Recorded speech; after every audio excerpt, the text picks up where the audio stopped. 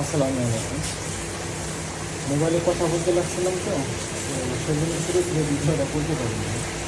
মানে হলো চিন্তা করে না, ভাবি করতেছি চাউল দেখা হয়েছে অনেকদিন পর আনলাম কালকে বাজার থেকে। তো ভিডিওটা শেষ পর্যন্ত দেখতে পাবেন, ভিডিওটা হয়তো লং টাইম হবে। সঙ্গে থাকুন, দেখেন চিন্তা করলাম কালারটা ঠিক কীরকম হয় দেখি। কালারটা ঠিক মতো আনতে পারি না, সঙ্গে থাকে। এটা আমার করলা রান্না শেষ। কেমন হয়েছে আমি জানি না, একটু তিতা বেশি লাগলো আর কি। ভুল করে একজনে কাটার পরে পানি পানি দিয়েছিল আর কি, পানিতে ধুয়েছি, সেই জন্য একটু তিতা একটু বেশি লাগে। আর বুঝতে পারে নাই তো। আর হলো যে করলা ভাজির সাথে যে ডাউল আমার হয়ে গেছে। এখন ডাউলটা বন্ধ করে দেবো, ধনে পাতা দিয়ে বন্ধ করে দেবো।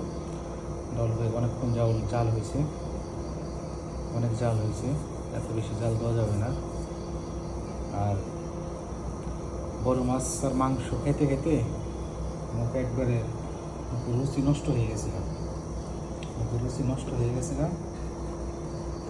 তো এখন সেই জন্য ছোটো মাছ রান্না করছি। এভাবে কখনো রান্না করি নাই।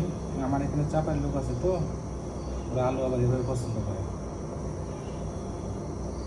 দেখা যাক কতটুকু কেমনি কী হয়, কীভাবে হয়, কতটুকু মজা হয়েছে খেতে গেলে বুঝতে পারবো।